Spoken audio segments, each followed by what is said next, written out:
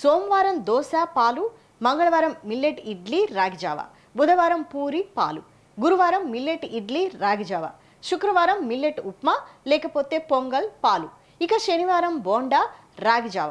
ఇదంతా ఏంటి అనుకుంటున్నారా? ఇక నుంచి తెలంగాణ సర్కార్ బడుల్లో చదువుతున్న 19 లక్షల మంది విద్యార్థుల బ్రేక్ఫాస్ట్ మెను. దీన్ని అధికారులు రెడీ చేశారు. వారం రోజుల్లో 6 రోజులు 5 రకాల టిఫిన్లను పిల్లలకు అందజేయనున్నారు. అందులో ప్రత్యేకంగా 2 రోజుల పాటు మిల్లెట్ ఇడ్లీతో పాటు 1 రోజు మిల్లెట్ ఉప్మా, 3 రోజులు రాగిజావ అందజేయాలని అధికారులు నిర్ణయించారు. ఈ బ్రేక్ఫాస్ట్ స్కీమ్తో 26,178 స్కూళ్లలో చదువుతున్న విద్యార్థులకు ప్రయోజనం చేకూరనుంది. జూన్ 12 నుంచి దీన్ని అమలు చేయాలని ప్రభుత్వం భావిస్తోంది. కాగా విద్యార్థులకు ఎలాంటి బ్రేక్ఫాస్ట్ ఇవ్వాలనే దానిపై కసరత్తు చేసిన స్కూల్ ఎడ్యుకేషనల్ అధికారులు ప్రస్తుత బడ్జెట్లో ఈ స్కీమ్ కోసం ప్రభుత్వం 720 కోట్లు కేటాయించింది. అయితే ప్రతిరోజు ఉదయం పూట పిల్లలకు పౌష్టికాహారం అందించడం వల్ల విద్యార్థుల్లో ఏకాగ్రత పెరిగి విద్యా ప్రమాణాలు మెరుగుపడతాయని ప్రభుత్వం భావిస్తోంది.